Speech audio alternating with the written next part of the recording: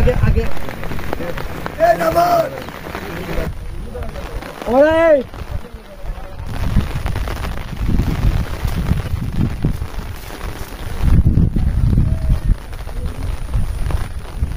আমার থেকে হচ্ছে 8টা নৌকা থেকে এখন বর্তমান ডিম সংগ্রহ মানে ওই সময়ের মধ্যে নিতেছে এখন সবগুলা ডিম। আচ্ছা, আনুমানিক কয় বালতি করে পাইছেন প্রত্যেকটা নৌকাতে? প্রতি নৌকায় 8 বালতি করে পাইছে, 8 বালতি 10 বালতি। রাত 2টার দিকে হালদা নদীর আমকুয়া যে পয়েন্টটি আছে সেই পয়েন্টে কাঠজাতীয় মাছ পুরো দমে ডিম ছেড়েছে।